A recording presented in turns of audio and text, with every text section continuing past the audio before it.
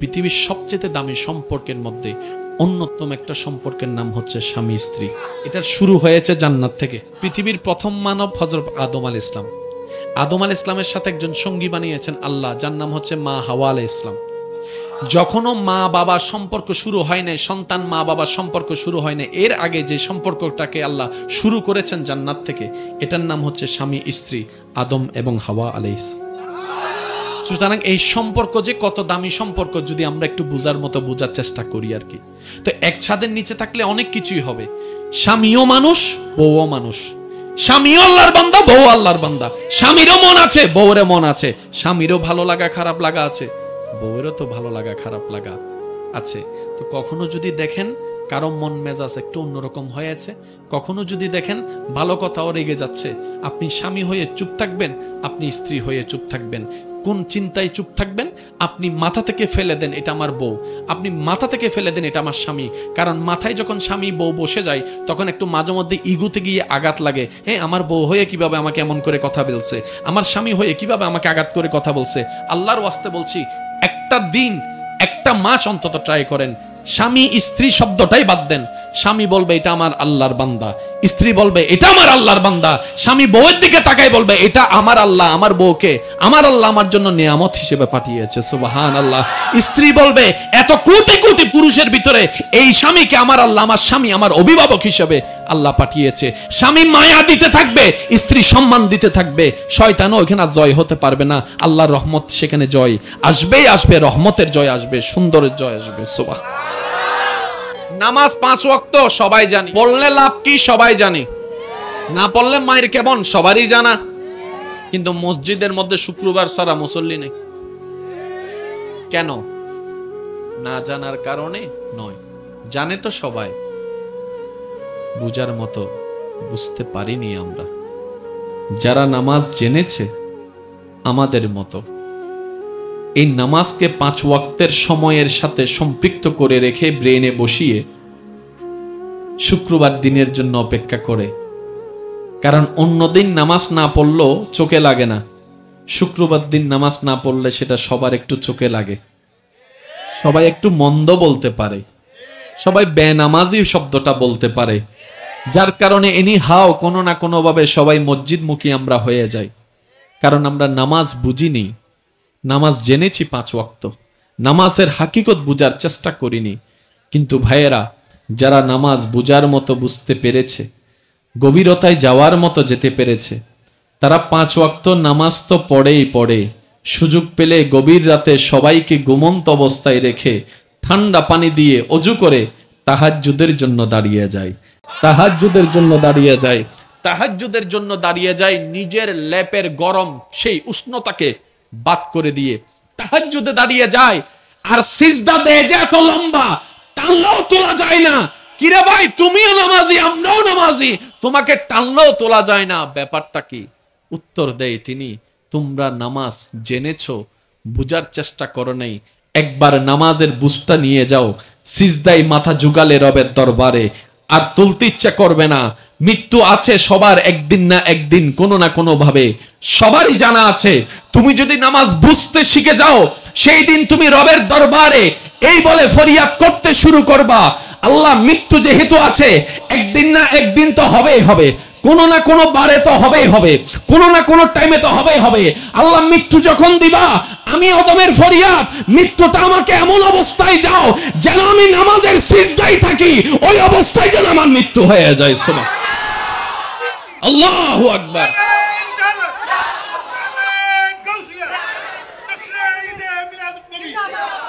তাহলে একটা হচ্ছে জানা আর একটা হচ্ছে, জোরে বলেন, একটা হচ্ছে জানা, একটা হচ্ছে, এটা কার ঘর? জোরে বলেন, আরো জোরে। এখানে একটা কথা মনে রাখবেন, এই পৃথিবীতে শিক্ষিত সমাজের ভাই যারা আছেন একটু মনোযোগ দিবেন, আমি ওলামায়ে কেরামের দোয়া চাচ্ছি।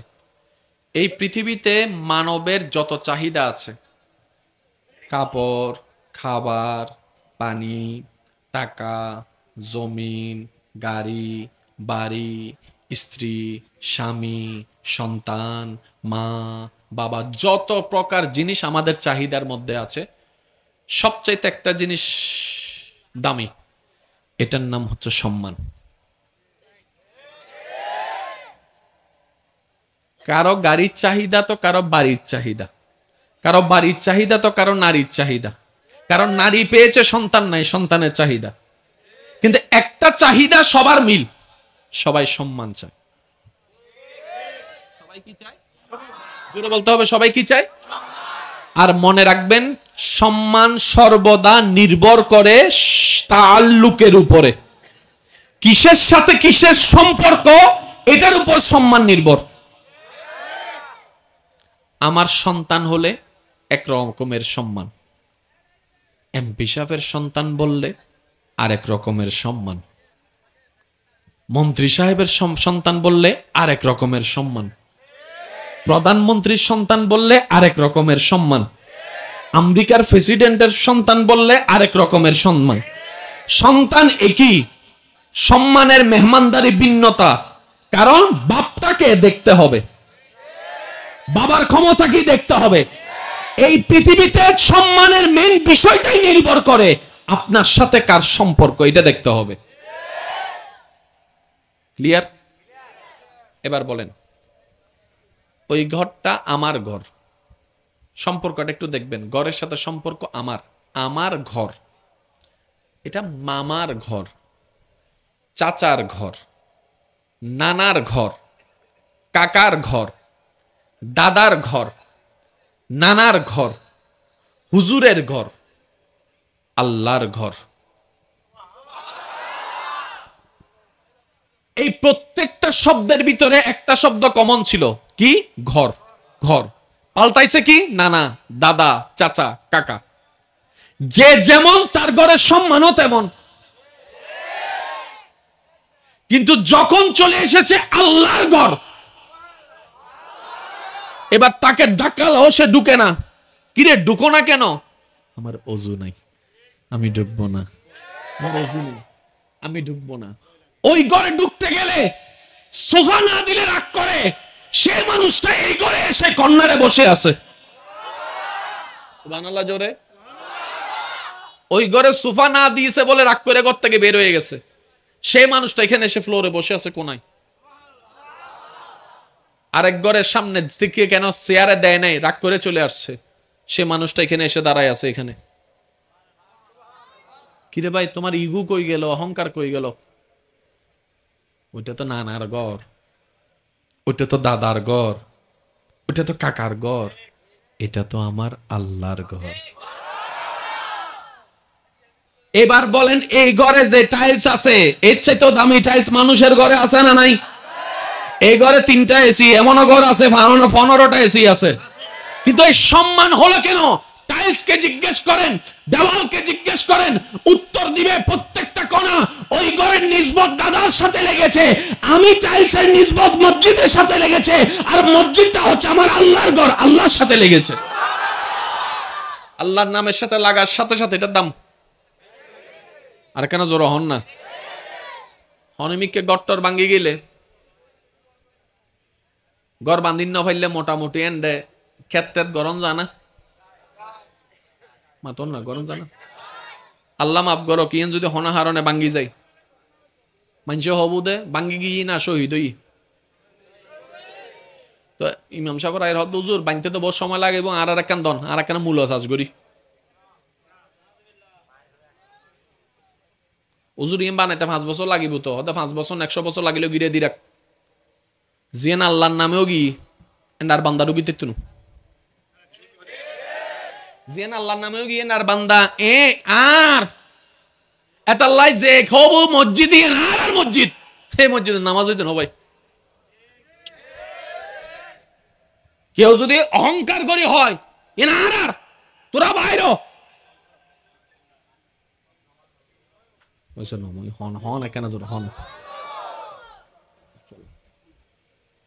মসজিদের আদব, মসজিদ হার আর হার এতাল্লাই অন্যর ঘরে ঢুকতে অনুমতি লাগে, এন্ডাইয়ার বুট বুট ঢুকি যেতে লাগবে মাথা কারো জোর হন ভাই। মাশাআল্লাহ, ওনার তো হষ্ট না হন বাজে। মসজিদ হার আর হার এতালে ঢুকিবে সময় কেউ মানা না করে, তুই তো অমুক ফারার হওয়া এন্ডে গিল্লাই সজে ওই না কেউ হইতো না, এখন গে সভাপতি সাহেব হদ দে ইবারে বান্ধা দেছো না, সেক্রেটারি হদ দে হারে বান্ধা দে, যার আল্লাহ ইতার আল্লাহর বান্দা আল্লাহর ঘরতে শীতের আমি কি বান্ধা দিই, বুঝতে পারছি না বাজি? এবার বলেন মসজিদ কার? তাহলে মসজিদের সম্মান বেড়েছে আল্লাহর নামের সাথে লাগার কারণে। আশা করি আপনারাও আমার সাথে একমত হবেন। পৃথিবীতে যত কিতাব আছে কোরআনের মতো কোনো দামি কিতাব কেন? কারণ কোরআনটা হচ্ছে কালামুল্লাহ। ওয়াইন ফরে শেষ, কালামুল্লাহ, আল্লাহর কালাম। সুবহানাল্লাহ বলেন না? কালামের কথার নিসবত লেগেছে কার সাথে? এবার সেই কিতাব হয়েছে সবচেয়ে দামি। সুবহানাল্লাহ বলেন। তাহলে মসজিদের সম্পর্ক আল্লাহর সাথে, মসজিদ দামি। কালামের সম্পর্ক, কোরআনের সম্পর্ক আল্লাহর সাথে, কোরআন দামি। কালকে যদি আল্লাহ বলে যে কোরআন এটা আমার না, একটা মানুষ আর কোরআন ঘরে রাখবে না। আল্লাহ যদি কালকে বলে যে কোরআন এটা আমার না, একটা মানুষ আর কোরআনকে ঘরে রাখবে না, মুখও লাগাবে না। বুঝতেছেন সম্মানটা কোথায়? আল্লাহর সাথে লেগলেই দাম বেড়ে যায়। মসজিদ আল্লাহর দামি, কালাম আল্লাহর দামি। এবার রসুল কেন দামি? কারণ রসুলটাও আল্লাহর, রসুল্লাহ, কারণ এটা আল্লাহর, ওটা কার? আর সম্পর্ক সবসময় সম্পর্কের উপর ডিপেন্ড করে সম্মান নির্ধারণ করা হয়। আর একটু জোরে জোরে জোরে জোরে, সম্মান সবসময় কার সাথে লেগেছে সেটা দেখতে হবে। নবীর সম্পর্ক ডাইরেক্ট আল্লাহর সাথে, তো নবীর মতো সম্মানী আর কেউ? জোরে বলেন আর কেউ? আল্লাহ আমাদেরকে একটু বুঝার তৌফিক দান করুক।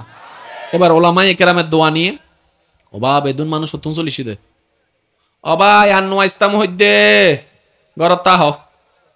আচ্ছা শুনেন, এখানে কি লেখা আছে? এখানে এখানে কি লেখা আছে আমি তো দেখতে,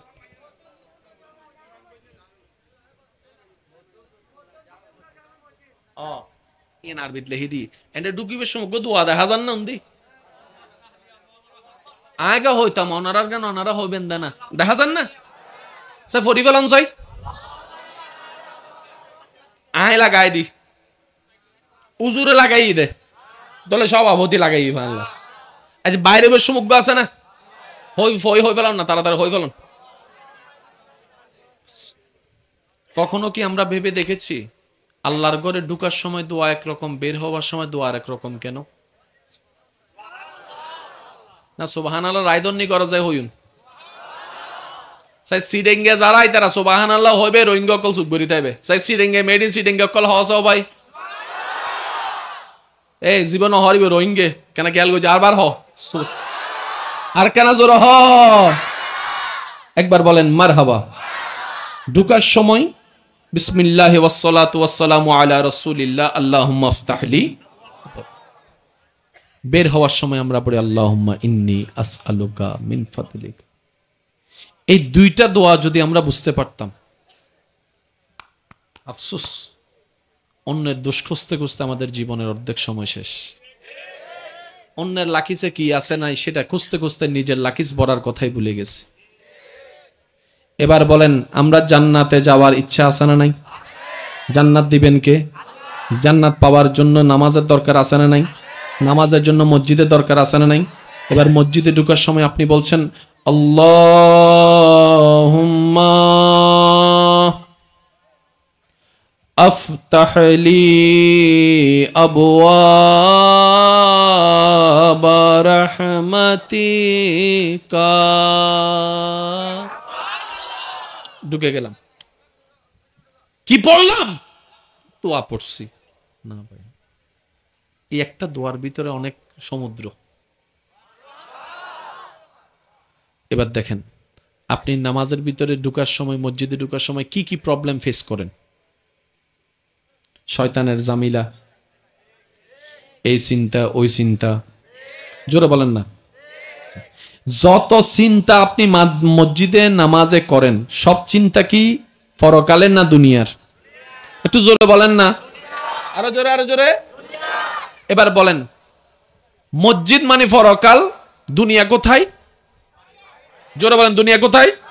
এবার নামাজে আপনার দুঃখটা কোথায়? যে আমার নামাজে আমার মনোযোগ থাকে না, এটাই তো জামিলা। अच्छा कहना कहना सामने चलिए इनसे कहना कहना सामने रहमत वाला आया नबी है रहमत वाला आया नची है शोबाई रहमत वाला धूम मची है धूम मची है रहमत वाला या नबी है धूम मची है उच्च आवाज एक बार हन मरहबा আর কেন জোর হন না কষ্ট না হন ভাই এবার একটু মনোযোগ দিবেন মনের কান নামাজ জান্নাত পাওয়ার জন্য অন্যতম একটা মাধ্যম এটা আমরা সবাই জানি তো জান্নাতে যেতে গেলে অমানুষ হতে হবে না মানুষ তা জায়গা দখলকারী কি মানুষ না অমানুষ জোরে বলেন না হিংসুক অহংকারী লোভী আইল কাটনে वाला फिन लगाने वाला बोनी देने वाला बिया बांगने वाला बड़ों साथे बेयादबी करने वाला छोटों ऊपर जुलुम करने वाला रास्ता दखल करने वाला सुद खाने वाला घुष खाने वाला যৌতুকের জন্য বউ ফিটানে वाला তো অমানুষ তো কখনো জান্নাতে যেতে পারে না তো জান্নাতে যেতে গেলে মানুষ হতে হবে মানুষ হতে হলে এই সমস্ত চরিত্রকে লাথি মারতে হবে আর এই সমস্ত চরিত্রগুলো তো ফেরেশতা থেকে আসে নাই শয়তান থেকে এসেছে তো এক কথায় শয়তানকে যে যত লাথি মারতে পারবে জান্নাত তত তার কাছে আসতে থাকবে তাহলে শয়তানকে লাথি মারার জন্য একটা শক্তির দরকার আছে না নাই একটা হচ্ছে আমার শক্তি আপনার শক্তি আর একটা হচ্ছে ঈমানের শক্তি আর একটা হচ্ছে রবের দয়ার শক্তি নামাজ হচ্ছে সেই শক্তি পাওয়ার একটা অন্যতম মাধ্যমের নাম সেজন্য কোরআনে নামাজকে বলা হয়েছে ইন্নাস সালাতা তানহা আনিল ফাহশায়ে ওয়াল মুনকার সুবহানাল্লাহ রব বলে যে এই নামাজ এমন একটা পাওয়ার এটা তোমার ভিতরে একটা আলো জাগাবে নামাজ এমন একটা শক্তি যেটা তোমাকে অমানুষ থেকে মানুষ হতে সহযোগিতা করবে নামাজ এমন একটা মাধ্যম যেটা তোমার চিন্তাকে সুন্দর করবে তোমার মনকে সুন্দর করবে সুবহানাল্লাহ যেটা তোমার ধারণাকে সুন্দর করবে তোমার ব্যবহারকে সুন্দর করবে তোমার কথাকে সুন্দর করবে তোমার হাঁটাকে সুন্দর করবে তোমার চোখকে সুন্দর করবে তোমার তাকানোকে সুন্দর করবে তোমার ঘরের ভিতর সুন্দর করবে তোমার বাহির সুন্দর করবে তোমার ঘরের ভিতর তো সুন্দর করবে তোমার দেহের মনের ভিতরটাও সুন্দর করে দিবে নামাজটা আগে নিতে হবে নামাজ কোথায় নিতে হবে জোরে বলেন না কোথায় যদি নামাজ তোমার ভিতরে ঢুকে যায় ওইখানে একটা আলো জ্বলবে আলো যখন জ্বলা শুরু হবে আমি আল্লাহর রহমত আসা শুরু হবে যখন আমার রহমত আসা শুরু হবে অটোমেটিক শয়তানের রাজত্ব ফেল হতে থাকবে যতই শয়তান ফেল হতে থাকবে তোমার ভিতরে নূরের আলো মজবুত হতে থাকবে ততই তুমি অমানুষ থেকে মানুষ হতে শুরু করবা যতই তুমি অমানুষ থেকে মানুষ হতে শুরু করবা তুমি শুধু ঘরের জন্য নিয়ামত হবা না তুমি তোমার এলাকার জন্য নিয়ামত হয়ে যাবা তুমি তোমার দেশের জন্য নিয়ামত হয়ে যাবা তুমি মুসলিম জাতির জন্য নিয়ামত হবা তুমি মানব জাতির জন্য নিয়ামত হয়ে যাবা একটার সাথে একটা কানেক্টেড এবার সব কিছুর জন্য যতগুলা জিনিসের দরকার তার মধ্যে একটা জিনিস কি জোরে বলেন এবার নামাজ পড়তে কোথায় আসলাম মসজিদে ঢোকার সময় কি বললাম আল্লাহুম্মা আফতাহ লি আবওয়াবা রাহমাতিকা উলামায়ে কেরামের দোয়া নিয়ে বলার চেষ্টা আমি অধম যোগ্য বান্দা বলছে আল্লাহ আল্লাহুম্মা ও আল্লাহ ভাই মুখের লক্ষ বছরের ডাক দিলের একটা ডাক মুখের লক্ষ বছর ডাক जो दिल से निकलता है वो दिल को छू लेती है সারা দিন ভর আই লাভ ইউ বললে কাম হবে না যেদিন এটা এখান থেকে আসবে আপনি বলেন না বলেন, চোখের চাহনিতে তার অন্তরে খবর হয়ে যাবে। আর একটু জোরে বলেন না। কষ্ট নিচ্ছেন আমার কথায়? এবার আপনি বললেন, ও আল্লাহ। আল্লাহ পাক বলে যে, কি হইছে বান্দা? বান্দার সাথে কার কথা চলছে? দুর্বলকে বান্দা, সাহায্য দরকার কার? বান্দা, মানে আমাদের। আল্লাহুম্মা, ও আল্লাহ। আল্লাহ পাক বলে, কি হইছে বান্দা? এবার বান্দা বলে, আফতাহলি, দয়া করে একটু খুলে দাও না, একটু খুলে দাও না। রব বলে যে, বান্দা কি খুলতাম? আল্লাহ, আমি যে জগতে ঢুকতেছি ডান পা দিয়ে, এখানে মিস্টার শয়তানে বেশি ঝামেলা করে। ওর সাথে যুদ্ধ করে টিকার মতো ক্যাপাসিটি আমার কাছে নাই। কারণ ওকে হামলা করার জন্য যে মেশিন, যে অস্ত্রের দরকার, এগুলো আমার কাছে নাই। কিন্তু তুমি সাহায্য করলে সে আমার সাথে জিততে পারবে না। তো তোমার সাহায্যের জন্য রহমতের দরকার। এবার বান্দা বলে যে, ও আল্লাহ, আফতাহলি, আমার জন্য খুলে দাও আবওয়াবা রাহমাতিকা, যত রহমতের দরজা আছে দয়া করে আমার জন্য খুলে দাও। এবার আপনি মসজিদে ঢুকে গেছেন, আল্লাহর রহমত আপনাকে এখন গার্ড দেওয়া শুরু করছে। সুবহানাল্লাহ বলবেন। এবার আল্লাহর রহমত আপনাকে চতুর্দিকে বেষ্টন করা শুরু করছে। আরেকটু জোরে, আরেকটু জোরে। এবার যার চতুর্দিকে রহমতের বেষ্টন হয়ে যায়, শয়তান কোন দিকে ঢুকবে? জোরে বলেন না। শয়তান ঢুকার জায়গা, যখন শয়তান ঢুকার জায়গা নাই, রহমতের চাদরে আপনি আছেন। এবার আপনার প্রত্যেকটা তাকবীর আর জবান থেকে আসবে না, দিল থেকে আসা শুরু হবে। আল্লাহু আকবার, আল্লাহু আকবার, আল্লাহু আকবার, আল্লাহু আকবার। এবার যেদিন রবের দয়া হয়ে যাবে, আপনি যখন সূরা ফাতিহায় বলবেন আলহামদুলিল্লাহি রাব্বিল আলামিন, এই মসজিদে দাঁড়িয়ে ওই আওয়াজটা আর এখানে থাকবে না, যেখানে পৌঁছে যাবে ওখান থেকে উত্তর আসবে, হামিদানি আব্দি, আমার বান্দা আমার প্রশংসা করছে। আল্লাহু আকবার।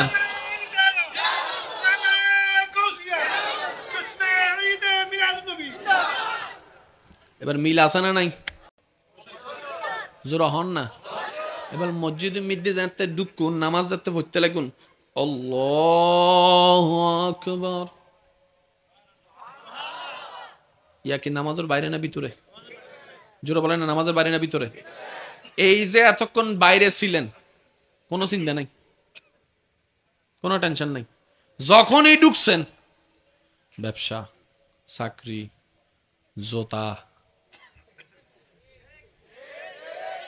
ঘরে ফেলে আসা মোবাইল, আরেকটু জোরে, 4 দিন বাদের পরীক্ষা, অঙ্ক পরীক্ষা, কার কাছে কত পাওনা। এবার বান্দা চিন্তা করতেছে, কি রে 2 মিনিট আগেও তো এত চিন্তা আসে না, একসাথে এখন আসলো কেন? তার মানে ডিস্টার্ব করনেওয়ালা এসে গেছে। এবার বান্দা চিন্তা করতেছে, আচ্ছা আমি যেগুলা চিন্তা করতেছি ব্যবসা নিয়ে, ব্যবসা কোথায়? আমি কোথায়? জোরে বলবেন, ব্যবসা কোথায়? আমি কোথায়? চাকরি কোথায়? আমি কোথায়? জোরে জোরে বলেন, আমি কোথায়? স্বামী কোথায়? আমি কোথায়? স্ত্রী কোথায়? আমি কোথায়? তো সব তো বাহিরের সাবজেক্ট, আমি কেন ভিতরে এগুলো ভাববো? এগুলো তো আমার বাইরে ফেলে আসছি, এখানে রেখে তারপরে না ঢুকছি। দেখুসনি কুজারা শয়তান আয় বাইরে ফালাইছি দিন আবারই না ঢুকত দে। এবার শয়তানকে জিজ্ঞেস করেন, আচ্ছা আমার ডিস্টার্ব করলে তোর লাভ কি? কিছু না কিছু তো তোর লাভ আছে, কথা বলেন না রে ভাই। কারণ লাভ ছাড়া তো তুই পরিশ্রম করবি না, আমারে ডিস্টার্ব করলে তোর লাভটা কি? লাভ মানে জানোস না, মহালাভ। তোদের বাপের কারণে, না মানার কারণে আমি জাহান্নামী হইছি, তো ওনার বংশধরকে আমিও জান্নাতে যাইতে দিব না, চ্যালেঞ্জ করছিলাম। আমি চাচ্ছি তোকে ডিস্টার্ব করে রব থেকে কানেকশন ছুটাতে, যদি রব থেকে কানেকশন ছুটাস তাহলে আমি হয়ে যাব, তুই যখন রব থেকে কানেকশন ছুটে যাবে তখন তোর নামাজটা ছুটবে না, তোর অনেক কিছুই নষ্ট হয়ে যাবে, তোর মন নষ্ট হয়ে যাবে, চিন্তা নষ্ট হয়ে যাবে, কথা নষ্ট হয়ে যাবে, ব্যবহার নষ্ট হয়ে যাবে, সংসারে অশান্তি হবে, জামাই বউ ডিভোর্সও হয়ে যেতে পারে, এক জায়গায় জামিলা 10 জায়গায় জামিলা বেজে যাবে। আমার লাভ হচ্ছে এতটুকু, তুই সুইসাইড করে ফেলবি, আমি জিতে যাব, তুই আমার সাথে জাহান্নামে। মাল্লে ভিড়ে শয়তান, তুই তোলে হামিং গরদ দে। এবার বলেন বন্ধু না শত্রু? জোরে বলেন, আরো জোরে। আমাদের লাভ চাই না লস চাই? ওরা ও শয়তান আমাদের লাভ চাই না লস চাই? আমরা কি চাই? তাহলে লাভওয়ালা ব্যবসায়ী লসওয়ালা ব্যবসায়ী তো বন্ধু হতে পারে। সেজন্যই আল্লাহ কোরআনের মধ্যে শয়তানকে পরিচয় করে দিয়েছেন আদুউম মুবিন। ও বান্দা, তোমরা লাভ চানেওয়ালা, এটা লস চানেওয়ালা, সুতরাং বন্ধুত্ব কইরো না। এবার আপনারাই বলবেন, আমি বলবো না। চোরের লগে চললে, আমি কিন্তু বলি নাই, আপনারা বলতেছেন। চোরের লগে চললে, ডাকাইতের লগে চললে, সুদুদির লগে চললে, ঘুষুটির লগে চললে, বাটফারের লগে চললে, নামাজের লগে চললে। এবার আপনি চিন্তা করেন আপনার বন্ধুকে হওয়া দরকার নামাজি, হওয়া দরকার। কার সাথে কে বন্ধুত্ব করছেন নিজের প্রশ্ন নিজেকে করলে উত্তর পেয়ে যাবেন, বলার দরকার নাই। আপনি যদি দেখেন আপনার একজন বন্ধু বান্ধবী বয়ফ্রেন্ড বানিয়েছে, গার্লফ্রেন্ড বানিয়েছে, আপনি যদি তারপরও তার সাথে বন্ধুত্ব রাখেন, আপনার বিবেক, আপনার জ্ঞান। কারণ সঙ্গ বড় একটা জিনিস।